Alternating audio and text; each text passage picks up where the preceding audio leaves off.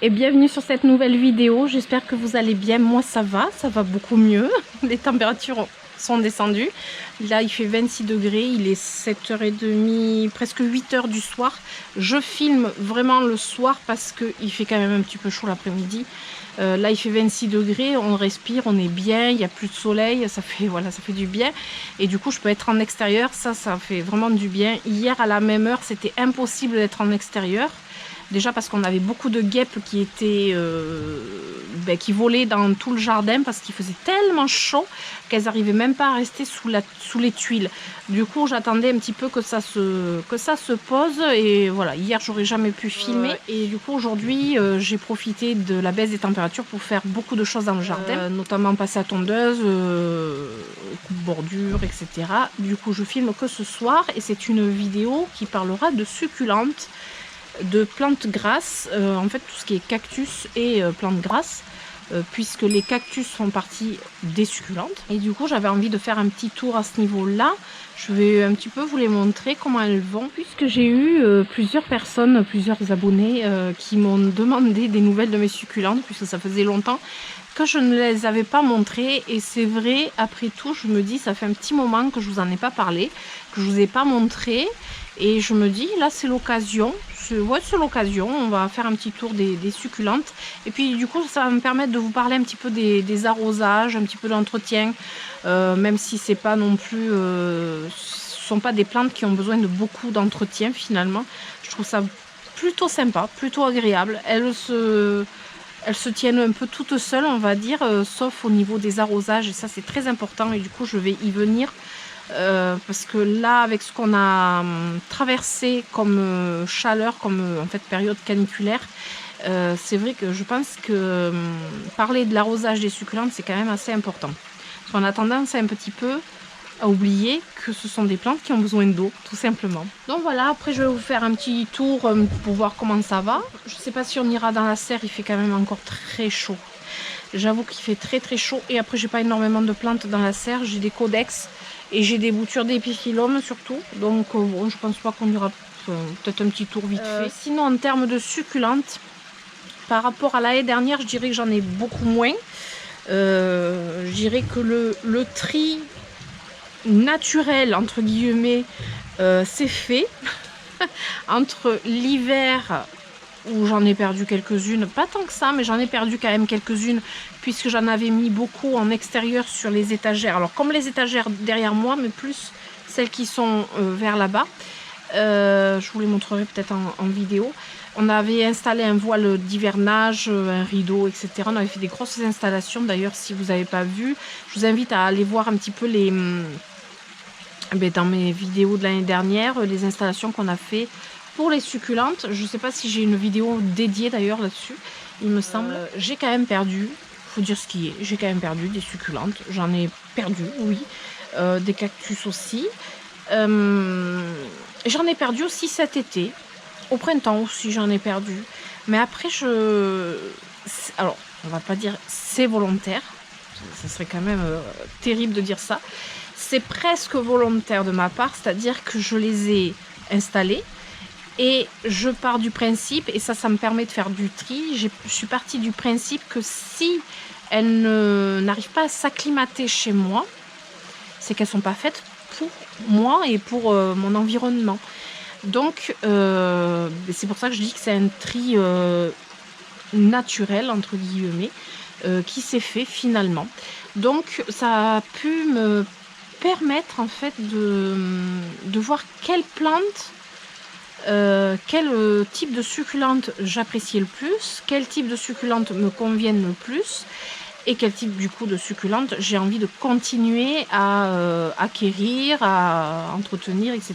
Et également aussi celles que j'ai pas envie de racheter, de ravoir, que j'ai déjà tuées ou que je vois que ça me convient pas, etc.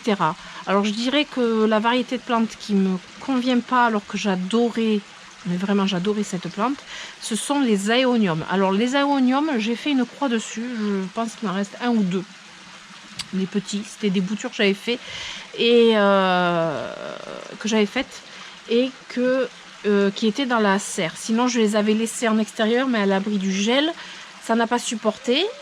ben pour moi, je me suis dit, si ça n'a pas supporté, alors qu'on a eu un hiver très doux, si ça n'a pas supporté, même à l'abri du gel, le climat qu'il y a ici, mais ça ira pas chez moi pour la simple et bonne raison, c'est que la place dans la serre, ben les places sont chères. Voilà, les places sont chères et comme je me tourne vers certains types de plantes qui prennent de la place, et bien il a fallu faire un choix. Donc si ces plantes-là avaient passé l'hiver, je me serais dit bon ben voilà, je continue, c'est sympa, c'est cool, tout va bien, je les aime beaucoup, je vais continuer et je pourrais les mettre à l'abri.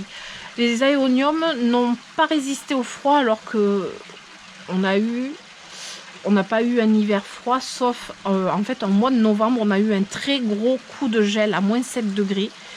Et très court, mais vraiment très très court. Ça a été ponctuel, c'est 1 ou 2 nuits, mais vraiment un truc ponctuel. Voilà, ça les a flingués. Alors après, on est dans une zone climatique. Les zones climatiques ont des noms en fait. On est dans une zone où on est en moyenne gelée, on va dire. Mais il y a des hivers où il peut y avoir des gelées plus ou moins fortes. On a eu un moins 7, mais on peut avoir un moins 10, ça peut arriver. C'est ponctuel, mais c'est rare, mais ça peut arriver. Du coup, il y a des plantes qui n'ont pas supporté. Une autre plante, je dirais que je vais arrêter. Oui, je ne vais pas acheter davantage, j'en ai encore. Je n'irai pas en acheter d'autres, sauf un énorme coup de cœur, mais en fait, je pense pas qu'il y en ait des coups de cœur spécialement dessus. Ce sont les Echeveria.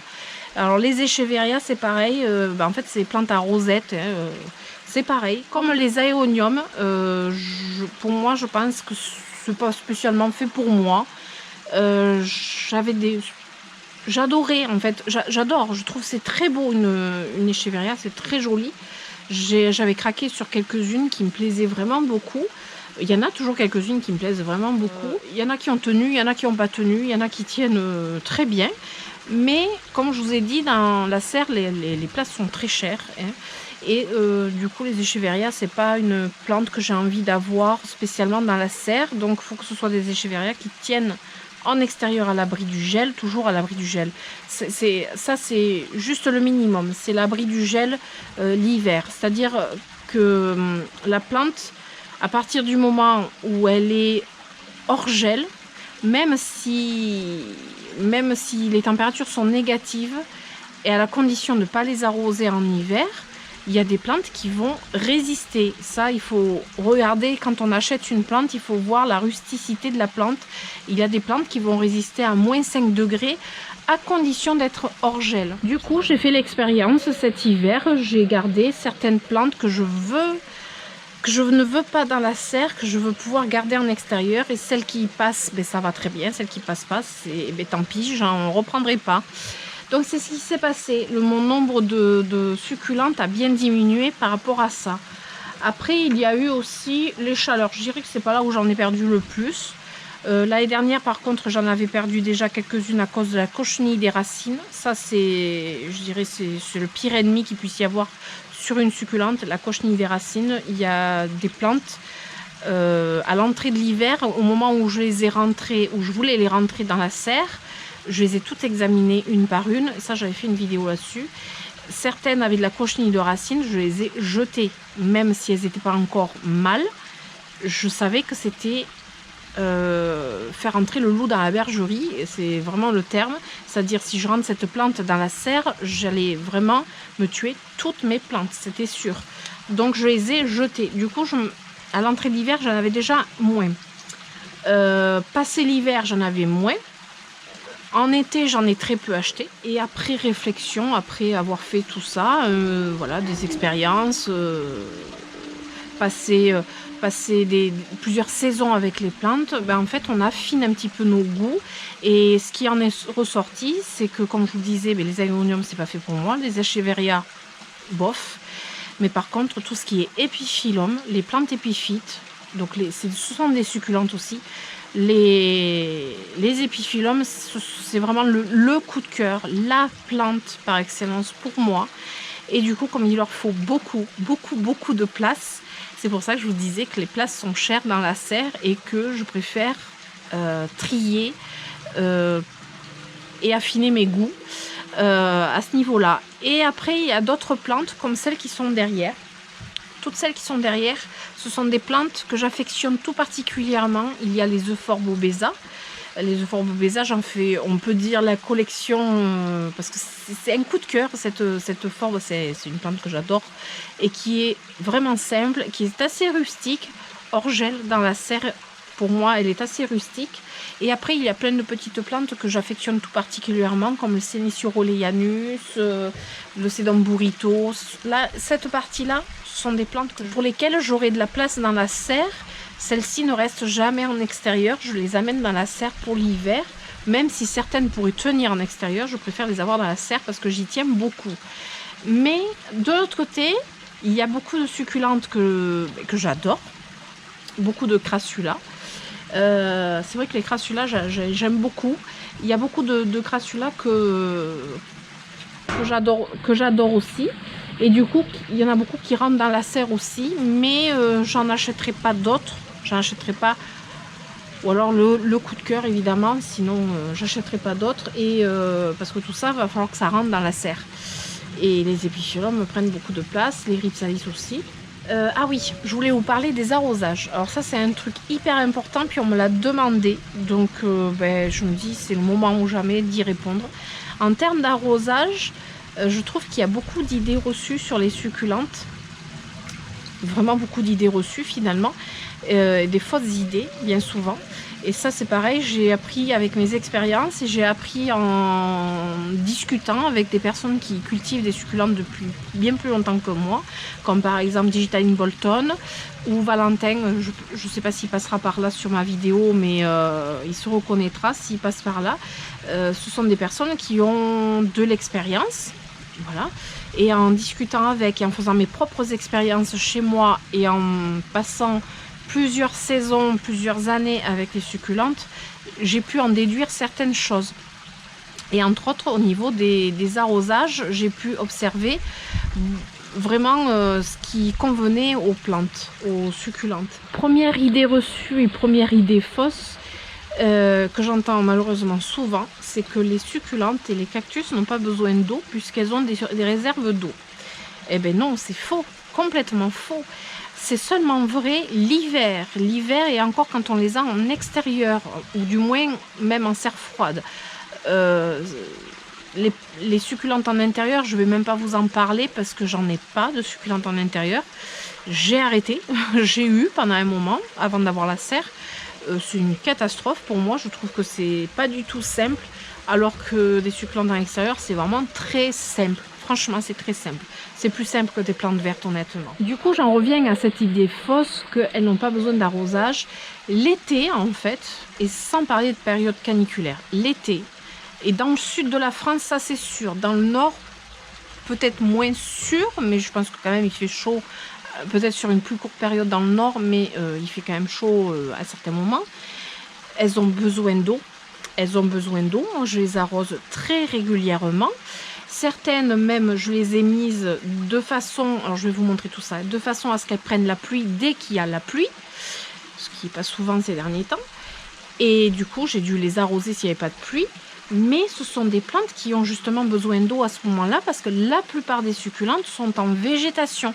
Elles ne sont pas en repos, elles sont en végétation. Et du coup, elles poussent, elles ont besoin d'eau et elles ont besoin... En fait, elles puisent dans leur réserve d'eau, souvent pour fleurir, pour grandir. Et du coup, elles ont besoin qu'on leur apporte cette eau.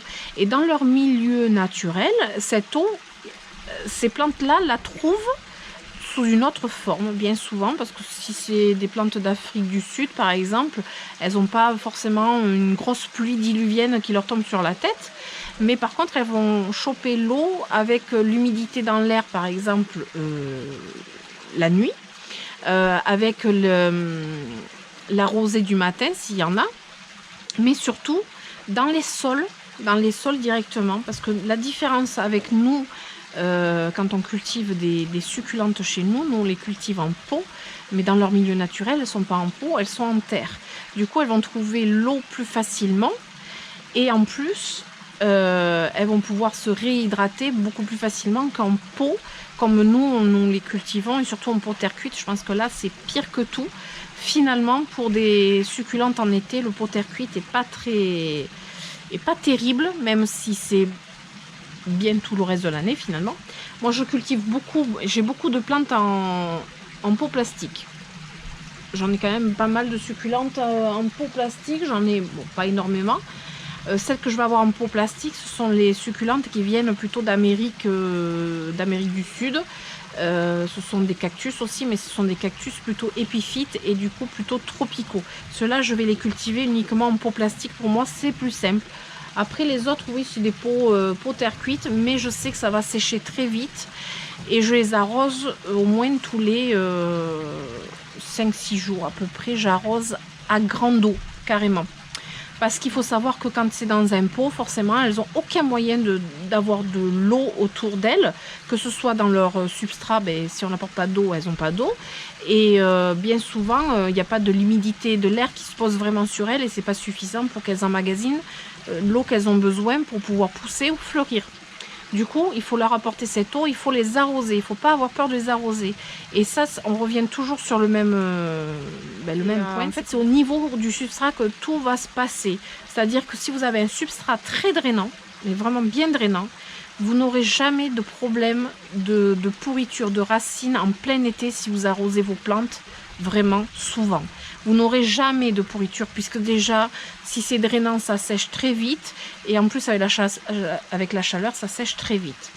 En période de canicule, ça je peux vous le dire, en période de canicule comme on a eu là, c'est tous les 2 jours que je les ai arrosées au tuyau, directement au tuyau et à grande eau. Et elles en avaient vraiment besoin. Et je peux vous dire que si je n'arrose pas mes succulentes, elles font la tête, elles vont flétrir, elles vont pas fleurir comme elles pourraient fleurir, elles vont pas grossir comme elles pourraient grossir. Et on voit vraiment la différence d'une succulente qui manque d'eau et une succulente qui a assez d'eau. Je vais vous en montrer en passant, mais je vous mettrai peut-être une image en même temps que je parle. Et du coup, je les ai arrosées vraiment copieusement, et je dirais presque autant que certaines plantes qui ne sont pas des succulentes, comme les Hoya par exemple. Je les ai arrosées de la même façon finalement, autant de fois que les Hoya. Donc c'est pour vous dire que les succulentes ont besoin d'eau l'été. L'hiver, ça va être autre chose. L'hiver, alors quand on les garde dehors, au sec. Alors moi, je vous parle des succulentes en extérieur, dans une serre froide, dans une véranda non chauffée par exemple, ou dehors à l'abri du gel. Ça va être différent, il ne faudra pas les arroser du tout, parce que c'est justement ça qui risque de les tuer en fait. Parce que quand vous arrosez vos succulentes l'hiver, la plupart des succulentes, comme je vous disais tout à l'heure, sont en dormance l'hiver. Il y a des exceptions, comme les sénéciaux. Les sénéciaux sont plutôt en repos végétatif l'été, donc il ne faut pas trop les arroser. Ils dorment, donc en fait ils boivent peu finalement. Il faut juste éviter que les racines sèchent complètement, donc il faut les arroser un minimum, mais c'est pas là où ils vont pousser, donc c'est pas là où ils auront vraiment besoin d'eau. Eux, ils ont besoin d'eau aux intersaisons plutôt, mais en plein hiver, j'arrose aucune succulente, aucune plante qui est en extérieur, j'en arrose aucune, tout simplement parce que l'eau qui va rester dans le pot, s'il fait 0, ça va geler. Et ça, si ça gèle au niveau des racines, votre plante, elle est morte. C'est foutu. Elle sera morte, que ce soit une succulente ou une plante verte. S'il gèle alors qu'il y a de l'eau dans le pot, c'est foutu. Donc le mieux, honnêtement, pourtant on a des hivers assez doux ici, mais quand je pense dans le nord, les hivers sont beaucoup plus froids. L'idéal, c'est de les avoir donc hors gel, à l'abri complètement du gel. Mais de surtout pas les arroser. Vraiment 0 arrosage l'hiver et bien les arroser l'été. Et en fait c'est ça, les succulentes, je trouve que c'est simple. C'est pas d'arrosage l'hiver et de l'arrosage l'été. Et s'il y a une canicule, plus d'arrosage. Le secret de tout ça, ce sera le substrat qui devra être drainant. C'est pas plus compliqué que ça. C'est pour ça que j'adore les succulentes. C'est pour ça que je trouve simple. Et également pour les épiphyllums, c'est pareil. C'est 0 arrosage l'hiver. Sauf si vraiment, par exemple, sur une semaine, ils annoncent des températures très douces, comme 10 degrés par exemple, qui ne va pas du tout geler et qui a un rayon de soleil. Là, vous pouvez un tout petit peu arroser, mais vraiment très peu. Ça, en général, c'est à l'entrée du printemps qui se passe en général ce genre de climat. Là, vous commencez à un petit peu réarroser, réhabituer la plante à avoir de l'eau, une quantité d'eau qu'elle puisse boire rapidement, que ça sèche rapidement. Et en fait, après, ça va tout seul. Je trouve c'est vraiment... je trouve que ce sont des plantes hyper simples. Alors vite fait, le substrat, ça je vous en ai parlé plein de fois, vous pouvez retrouver dans les blabla plantes rempotage, il y a beaucoup de blabla plantes où je montre des rempotages de succulentes, voilà, il y en a quand même beaucoup, mais j'utilise du terreau à semis, tout basique, le terreau à semis, mais que j'achète en coopérative agricole, parce que rapport qualité-prix, c'est le top pour moi. Et après, j'améliore ce substrat en mettant du drainage. Alors, suivant la plante que c'est, je mets plus ou moins de drainage. En général, c'est au minimum 50% de drainage, et voire plus suivant les plantes, comme certaines euphorbes où il faut plus de drainage. Mais après, le drainage, ça va être par exemple la perlite, le sable de rivière, la pumice, la pouzoulane, l'acadama, ça peut être beaucoup de choses à partir du moment où ça draine et que l'eau passe à travers du pot très facilement. C'est ce qu'on appelle un substrat très drainant. Voilà, donc là je crois que je vous ai parlé de tout au niveau de l'entretien. Succinctement, vite fait, je vous ai rien montré parce qu'en ce moment j'ai un pouce un petit peu handicapé. Je me suis pas loupée, je me suis bien coupée, enfin ouais, je me suis bien fait mal. Du coup, voilà, je fais attention au pansement et je fais rien au niveau des plantes. Surtout que je déteste porter des gants. Voilà. On va faire le tour des plantes pour terminer cette vidéo. On va faire le tour des succulentes. Je vais vous montrer un petit peu tout ce que j'ai. Et du coup, je vais vous montrer un petit peu ce qui va et ce qui va pas aussi. Parce qu'il y a quand même des choses qui vont pas, hein, comme je vous disais. Il y aura de la perte certainement à la fin de l'été, je pense. Et du coup, ça va vous permettre de voir un petit peu ce qu'il en est. Voilà, et comme ça, vous ne pourrez pas dire que je ne vous ai pas montré mes succulentes et que je vous en ai pas parlé. Voilà. Alors, je vais essayer d'être rapide parce que je vois que j'ai plus beaucoup de batterie et surtout, j'ai plus beaucoup de place sur ma carte mémoire parce que j'ai trouvé le moyen d'oublier de la vider avant. Et que la vidéo sort demain normalement, donc ça va être un peu compliqué. Bref, alors il n'y a pas que des succulentes. J'ai pas que des succulentes, mais voilà, il y a d'autres sortes de plantes quand même en extérieur. Je vais essayer de vous montrer quand même principalement les succulentes. Alors là, sur cette table, j'ai tout ce qui est kalanchoé. Quasiment que des kalanchoé, à part la misère quadricolore que j'essaye de garder en extérieur, sauf que je vois qu'elle a été un petit peu mangée par des chenilles et qu'il va falloir que je regarde ça de plus près, mais c'est l'emplacement que j'ai trouvé pour essayer de garder ces variations. Sinon, j'ai plein de kalanchoé, j'ai toutes sortes de kalanchoé. Alors c'est pareil, celles-là je les garde, mais j'en achèterai pas d'autres. Ça fait partie des variétés de plantes que je veux pas racheter puisque c'est pas rustique. Mais j'adore les kalanchoé, je trouve ça très beau. On appelle ça la plante aux 1000 bébés, parce que tout ça, ce sont des bébés kalanchoé. C'est-à-dire que là, hop, si je défais ça, j'ai un petit bébé kalanchoé. Et ça tombe dans les pots. Et après, vous avez des kalanchoé qui poussent partout. Ce qui est le cas dans le pot. Hop, je vais mettre celui-là dedans. Du coup, on se retrouve facilement avec beaucoup de kalanchoé dès que ça commence à proliférer. Donc là, j'ai principalement des kalanchoé. Alors après, j'ai les noms. J'ai celui-ci, c'est... Alors, j'ai pas tous les noms, évidemment. J'ai le Degré Montana. C'est celui-ci. Qu'est-ce que j'ai, par exemple? Celui-ci, c'est le... Parce que je ne connais pas par cœur, évidemment. Marmorata. Hop. Donc, c'est celui-ci, avec des petites taches, qui est très joli. J'ai celui-ci, alors je crois que c'est le Tomentosa, si je dis pas de bêtises, parce que j'ai même plus l'étiquette, il me semble que c'est le Tomentosa. Mais un Tomentosa, j'en ai d'autres. Lui, c'en est un aussi, mais complètement différent. Donc il y a plusieurs variétés de Tomentosa en fait. Voilà, donc là ce sont mes kalanchoé que j'arrose très régulièrement. Et là je les ai arrosés avant-hier, si je dis pas de bêtises. Attendez, j'ai un doute. Et c'est déjà sec. Bon, après, il fait très chaud. Ensuite, par ici, j'ai plutôt les aloés. Là, en fait, j'ai essayé de regrouper par type de plante le plus possible. J'ai principalement des aloés parce que les aloés n'aiment pas le plein soleil. La plupart des aloés n'aiment pas du tout le plein soleil. Elles ont une plus jolie couleur à l'ombre. Celle-ci, la première année que je l'ai eue, je l'avais mise plutôt exposée soleil. Donc c'est l'aloé Broomy. Et elle n'était pas jolie, elle était noire. En fait, elle était noire. Et là, elle a repris, elle est redevenue verte en la mettant exposée ombre. Mais complètement à l'ombre. Je crois qu'elle a très peu de soleil le matin. Après, j'ai cette aloé qui est très très belle. J'ai une feuille à enlever. Voilà. Alors, au niveau entretien, il n'y a pas grand chose à faire. Hein. C'est vraiment une feuille par-ci, une feuille par-là. Donc ça, c'est l'aloé. Attendez. Plica Tilis. Si je dis pas de bêtises. Et celle-là, je l'avais achetée à Cactus Land. Et je la trouve très très belle. Aïe, ça pique à côté. Voilà. Donc celle-ci, elle est vraiment très très jolie. Elle est sur un tronc. Voilà, comme ça. Là, j'ai des crassulas. Petite crassula. Très mignonne. Bon, elle fait une drôle de tête, mais j'adore son allure. Là, je vais avoir l'aloé striata. Très très belle. Magnifique. Qui viennent de Valentin. Ça fait 2 ans, plus de 2 ans que je les ai, celles-là. J'ai celle-ci aussi. Alors, vous voyez, elles ont eu un peu soif dans l'été. Elles ont eu un petit peu soif. Donc, j'ai quelques feuilles qui ont séché. Mais c'est rien de grave. Vous voyez, elles repoussent là. Je pense même qu'elles ont pris un peu le soleil quand même, malgré tout ici.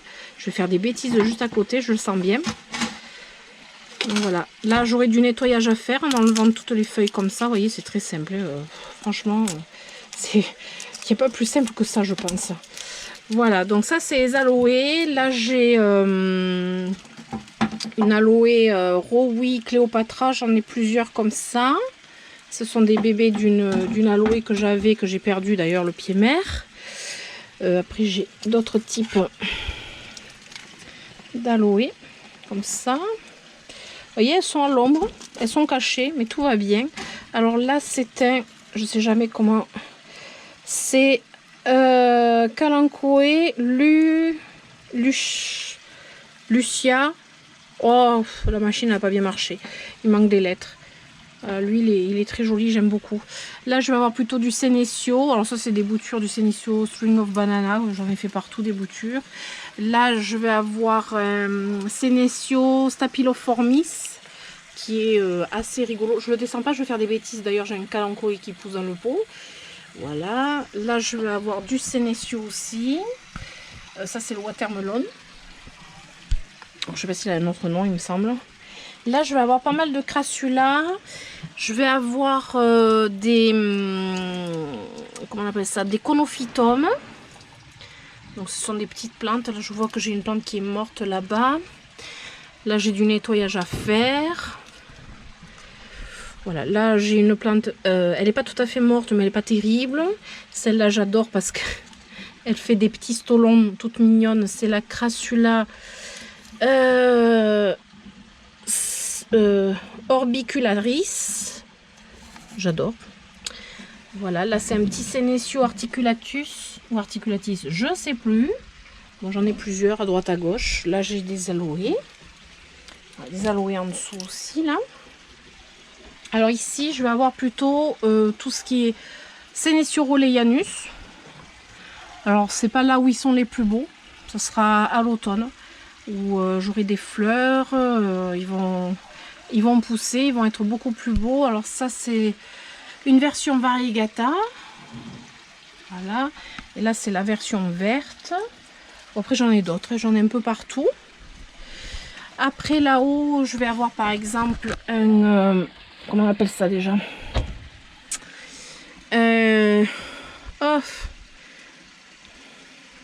Une Sansevieria Kirki. Voilà, c'est une des Sansevieria que je préfère. Elle m'a fait un rejet. Elle a bien poussé. Voilà, elle est trop jolie. Alors elle, hop, elle est en haut. Elle craint absolument pas la forte luminosité. Après au-dessus, je vais avoir bon, je vais avoir quelques plantes. C'est pas là où je mets le plus de plantes. Hein. Je vais avoir des petits cactus de ce type-là que j'adore, que je trouve trop mignon. Donc là, c'est Sulcorebutia Rowi Violacidermis. Voilà le nom. Et je le trouve vraiment très très mignon. Mais alors, d'une mignonnerie. Donc j'en ai deux. J'ai celui-ci et j'ai celui-ci qui aurait un petit peu soif par rapport à l'autre. Voilà, là j'ai une forbe, je vous dis pas tous les noms quand même. Là j'ai une plante que j'adore beaucoup là. C'est un Opuntia serpens, il me semble, qui a vachement poussé. Alors j'en ai deux. C'est des variétés de plantes un peu particulières. Alors j'ai une toile araignée devant. J'ai celle-ci que j'adore aussi. C'est plutôt un cactus. Alors lui c'est un Sthénocactus violacifloris. Voilà, je vous le dirai pas mieux que ça. J'ai pas les noms. De toute façon, j'ai pas les noms de tête, c'est pas la peine. Là, j'ai mon Sedum burrito. Alors celui-ci, il est extrêmement vieux. Il est très vieux. Et alors là aussi, il y a des idées reçues sur les Sedum burrito. C'est que c'est une plante fragile. À peine on la touche, les feuilles tombent, etc. etc. C'est faux, totalement faux. Sauf si vous les gardez en intérieur et que ça s'étiole. Et du coup, oui, là, les plantes, la plante est fragile. Et à peine vous allez la toucher, les feuilles vont tomber. Par exemple, là, c'est un petit peu étiolé. Voilà, je passe... Les feuilles tombent, hop, voilà. Ici, elles sont pas étiolées. Vous voyez, là, je prends. Bon, là, j'en ai fait tomber une parce que je l'ai shooté dedans quand même. Mais je prends, vous voyez, et j'ai pas de feuilles qui tombent. Voilà, je les touche.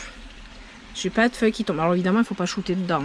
Et les nouvelles pousses, elles sont vertes. Alors, ce Sedum burrito, si vous vous demandez pourquoi il a cette couleur, c'est parce qu'il est très exposé à la lumière. Donc, il est plutôt jaune que vert. En fait, ce sont les nouvelles pousses qui sont vertes et tout le reste est plutôt jaune. Il avait fleuri l'année dernière. J'avais eu des fleurs. Cette année, j'en ai pas.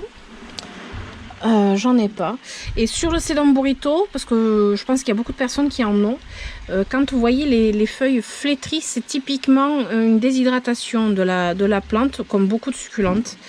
Mais bon, je sais que le Sedum burrito, c'est une plante que vous avez aussi en intérieur. Donc voilà, je vous le dis, quand les feuilles sont flétries, c'est qu'il est déshydraté, qu'il a besoin d'eau.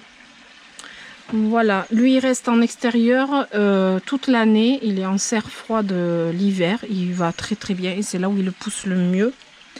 Après en dessous, j'ai toutes mes euphorbes. Enfin une grosse partie de mes euphorbes.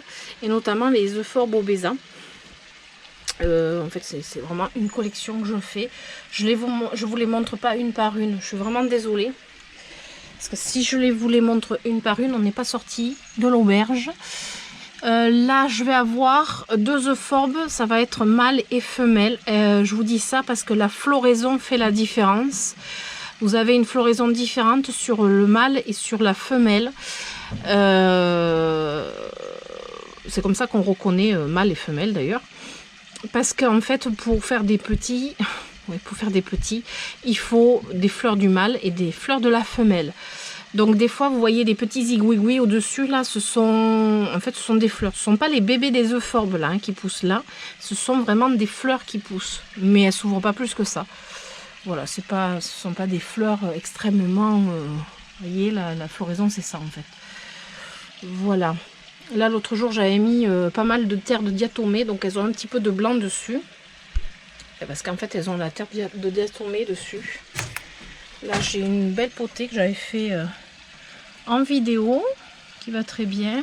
Là j'ai les euphorbes White Ghost, j'en ai une là, et la plus grosse elle est dans la serre.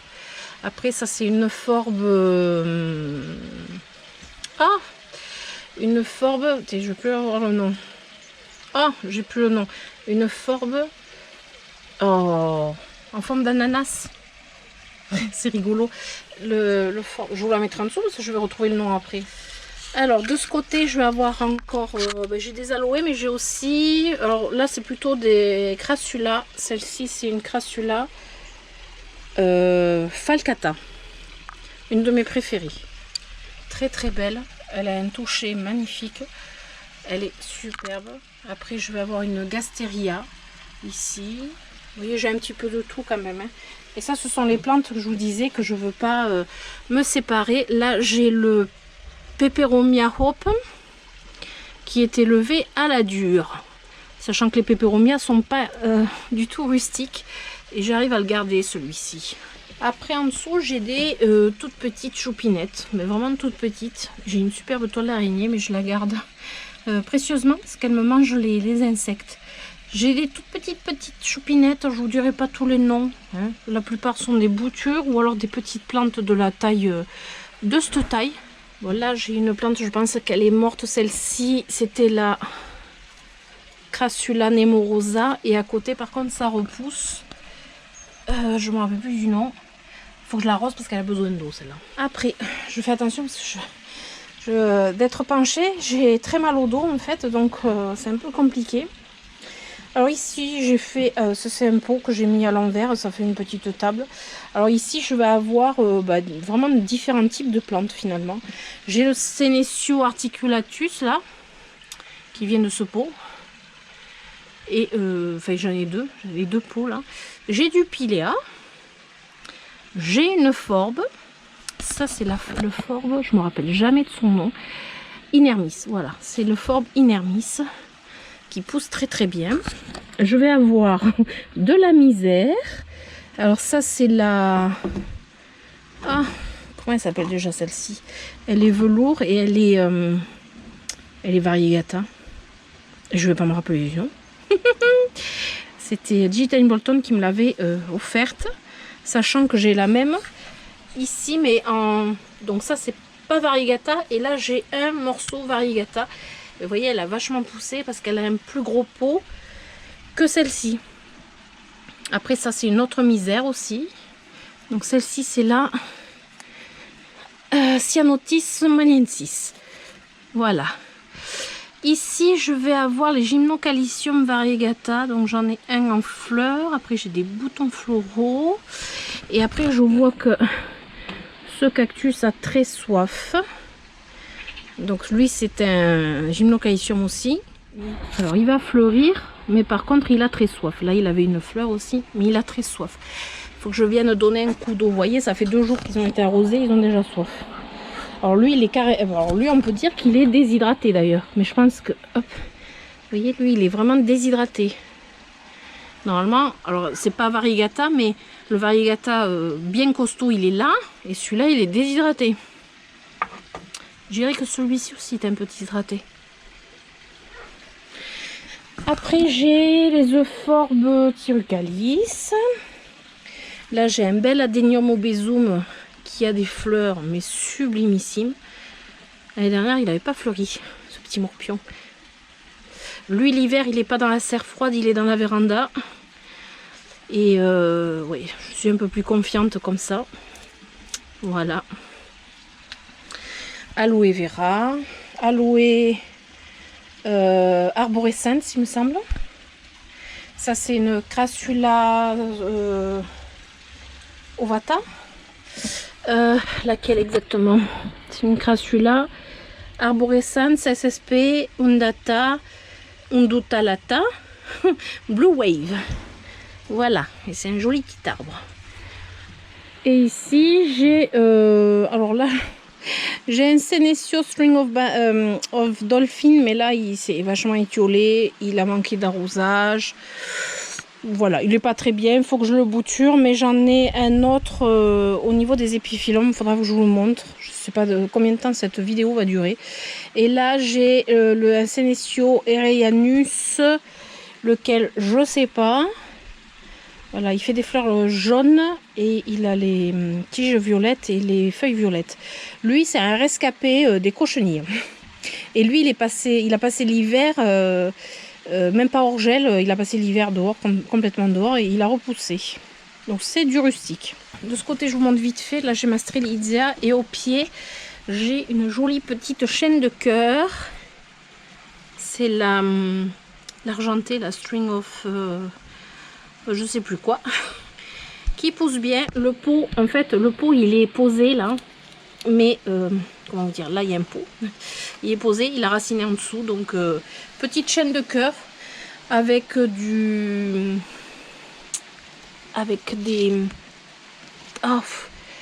Sansevieria. Je me rappelle jamais des noms, c'est fou ça. Voilà, des Sansevieria Mikado, pareil, ils ont le proposé dedans, ça pousse, ça a raciné. Voilà, là en passant, j'ai une fleur, je pense, qui arrive, ou une feuille, je sais pas, à voir. Ah oui, tant que je suis dans les chaînes de cœur, je vais vous montrer vite fait quand même, parce que j'en ai aussi par là. En fait, toutes mes autres chaînes de cœur sont ici. J'ai la String of Spade, donc c'est la chaîne de pique, et je vais vous montrer vite fait ça. Ce sont des fruits. Ça, ce sont des fruits qui après vont s'ouvrir et vont donner des petits, comment on appelle ça? On dirait des, je sais pas comment on appelle ça. Ça vole, ça fait comme des petites boules de coton là, ça vole. Voilà, donc ça, ce sont des fruits quand vous voyez ça. Les fleurs, c'est ça. Sur les chaînes de cœur, vous voyez, la fleur c'est ça, et le fruit c'est ça. Là j'ai un Senecio String of Banana, je vais vous montrer le pied mère, vous allez comprendre. Et là derrière j'ai le Variegata ici. Et de ce côté, ben, en fait j'ai le pied mère du String of Banana. Donc ça c'est le pied mère des boutures que je vous ai montré. Je vous le montre parce qu'il est pas du tout au même endroit que les autres, et lui il est complètement à l'ombre, et en général tous les ans il me fait le coup de se marcoter au sol. Voilà, alors là il fait à peu près 1,60 m de haut parce qu'il est un tout petit peu plus bas que moi, donc il fait 1,60 m à peu près. Alors ici chez mon Rhipsalis, c'est lequel? Pilocarpa, non, c'est le Pilocarpa peut-être, je sais plus, oh, je me rappelle jamais. Lui, là c'est des petits fruits. Quand il fleurit, il est superbe, il est immense, énorme.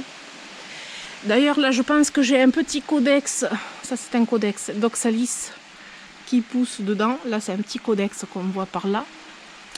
Donc vous voyez, j'ai des succulentes un petit peu partout. Après j'en ai même dans les massifs, j'ai mis des sédums, j'ai mis des sempervivum, vous voyez. Alors ça c'est plus facile à entretenir quand c'est en pleine terre qu'en pot. Alors on revient par là, j'ai du sédum palmérie à peu près partout. Ça pousse comme du chien dent, vous mettez un bout dans la terre, ça pousse tout seul. Donc du coup j'en ai mis partout.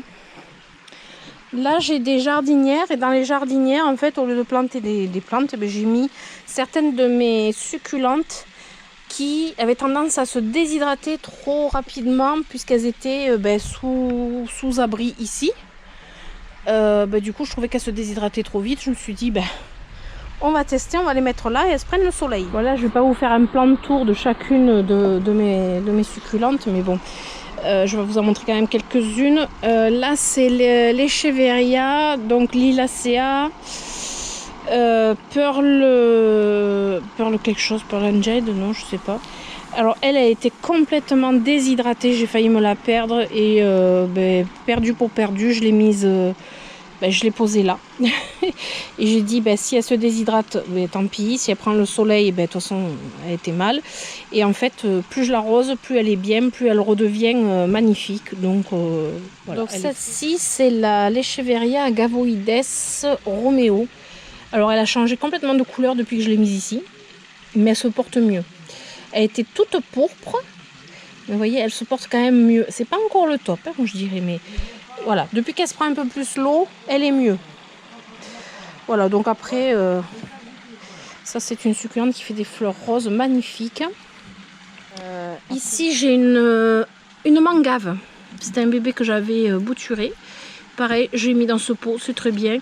Là j'ai un Opuntia Daisy, non attendez, je vais vous dire le nom parce que Opuntia Micro Daisy Caresse. C'est un Opuntia qui n'a pas d'aiguille, qui n'a pas d'épines en fait. Je crois que c'est le seul Opuntia qui n'a pas d'épines d'ailleurs. Alors les Opuntia c'est pas non plus. Oh, je vais pas y arriver avec l'étiquette, ça y est. Là je vais la mettre comme ça. C'est un Opuntia que je trouve très beau. Après je suis pas très Opuntia non plus quand même. Ça c'est un sédum, je sais plus lequel. Là pareil, j'ai fait la même chose, j'ai mis des Echeveria pour la plupart. J'ai des Crassula, celle-ci elle est magnifique, elle a une couleur mais sublime quand elle est exposée pleine lumière.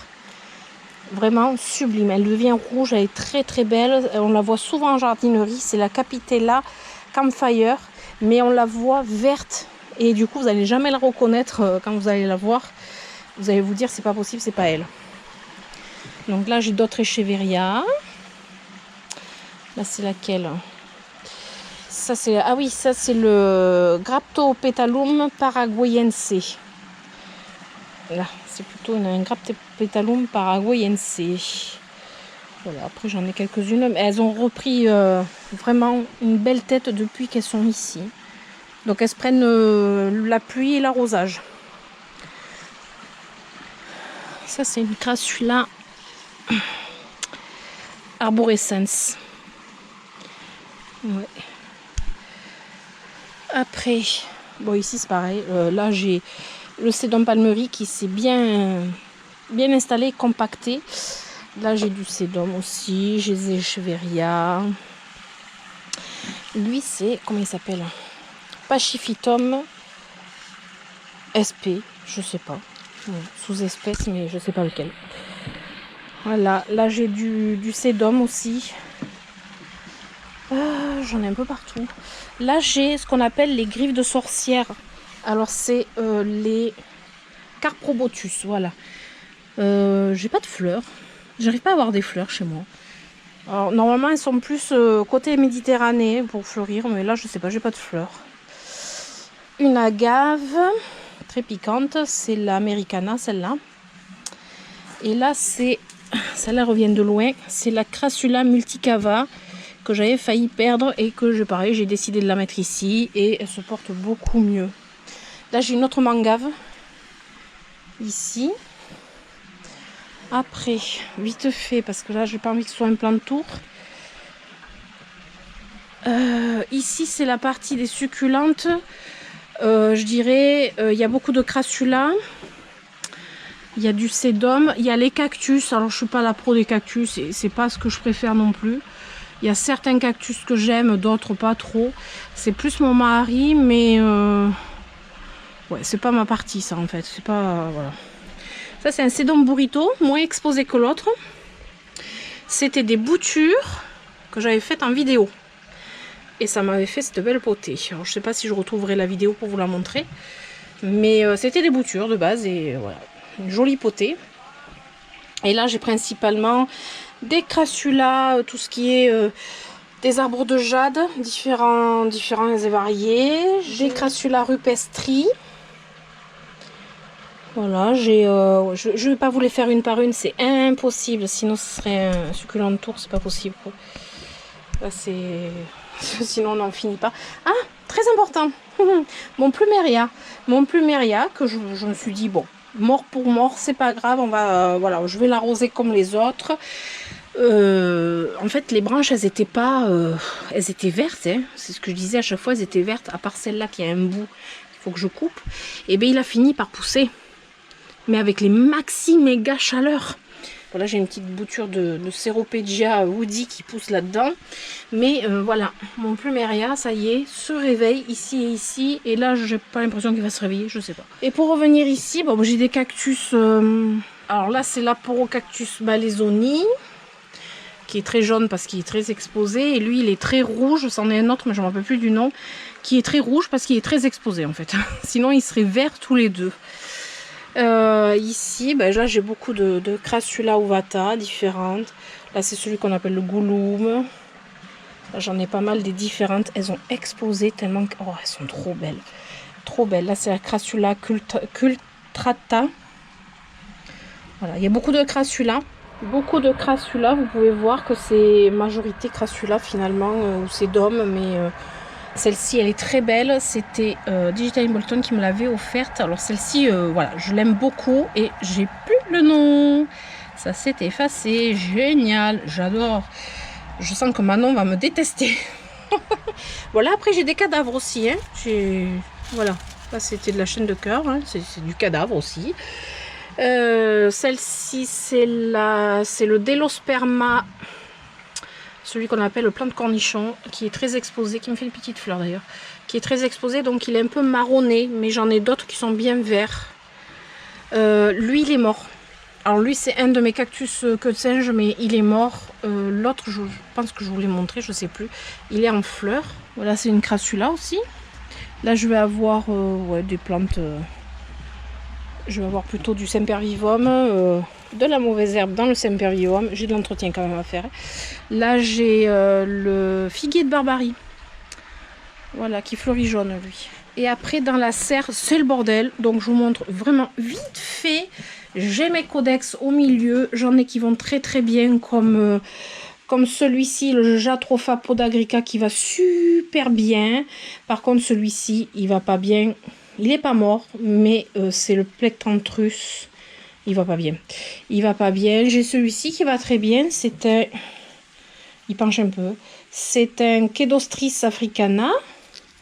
Il penche, pourquoi? Parce que en fait il est allé s'accrocher chez les copines et le tuteur n'arrive plus à tenir parce que vous voyez il s'est accroché là tout le long et il fleurit aussi. Voilà, elles sont fermées les fleurs parce que c'est l'heure quand même.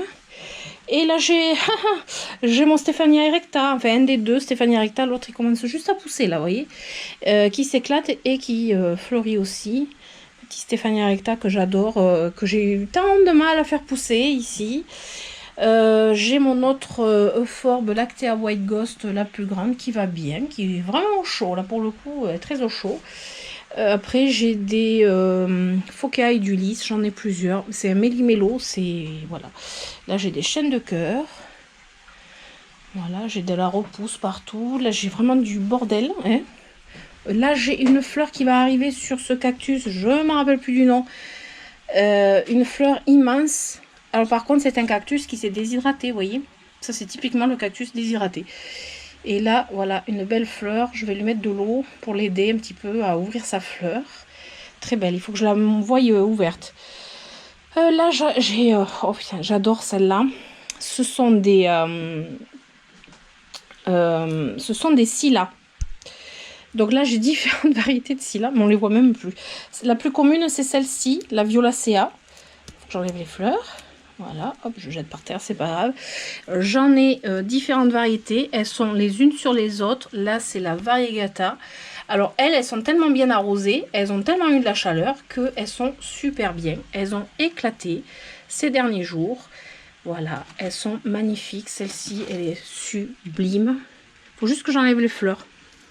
Voilà, la variegata est très très belle. Je pense que là, elle a tellement poussé que voilà, je pense qu'il faudrait que je la rempote. Voilà, elle est très belle, très très belle. Elles sont magnifiques. Alors ça c'est typiquement des plantes que j'adore vraiment beaucoup. Vous voyez, c'est vraiment des plantes avec un motif mais sublime. Voilà. Je vais essayer de faire rapide. Ça, c'est une chaîne de cœur que j'ai mis là parce que je vais couper. Je voulais faire une vidéo, mais il a fait tellement chaud. Vous voyez, les codex sont là. Je vais couper à ras pour qu'elle repousse avant l'automne. Sinon, après, elle va se mettre au dodo. Donc voilà, je vais couper tout ça. Et là, bon, c'est pas mal de petites boutures qui maintenant sont plus des boutures, comme celle-ci. C'est l'Echeveria Virginiali, une écheveria avec une forme assez bizarre. Elle va très bien, on dirait qu'elle est bizarre, mais en fait elle a des... oh, c'est comme des verrues, je ne me rappelle plus comment on appelle ça. Mais elle va très bien, c'est une bouture de tête et mon mari est content parce que c'est sa préférée et je l'ai sauvée. Là j'ai pas mal de boutures d'épiphyllum. Il y en a un qui s'est déshydraté. Il y en a un, le pied est mort. Là, il va falloir que je coupe pour récupérer les bouts. Mais après, j'en ai pas mal qui vont fonctionner. Mais là, je vois que là, il faut que je récupère les bouts. Ce week-end, normalement, je vais pouvoir m'en occuper.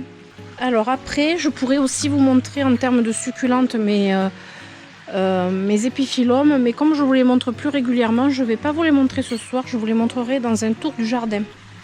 Plutôt. Je pense que ça sera mieux. Hop. Parce que là, vous voyez comment ça commence à s'assombrir. Je voulais vous montrer quand même celui qu'on appelle le cactus queue de singe. Celui que je vous ai montré là tout à l'heure qui est mort. Lui par contre, alors ça c'était une fleur qui était ouverte. Lui il va bien, il va tellement bien qu'en fait il a plein de boutons floraux. C'est le Idewentiana Cola quelque chose. Je me rappelle plus du nom. Voilà. Donc lui il va bien. Et voilà, on arrive à la fin de cette vidéo et comme vous avez pu voir, j'ai allumé la lumière. Il est 9 h, ça fait plus d'1 heure que je filme. Donc vous doutez bien que je vais avoir du montage à faire. J'ai fait le tour du coup des succulentes. J'ai essayé de vous en parler le plus possible de ce que, je sais et de ce que j'ai appris de mes succulentes. J'espère que cette vidéo vous aura plu. Et si c'est le cas, je vous invite à mettre des pouces et à vous abonner, à activer la petite cloche pourquoi déjà? Pour les notifications de mes prochaines aventures. Je suis fatiguée, c'est pour ça. Voilà, en attendant, je vous fais d'énormes bisous et je vous dis à très bientôt.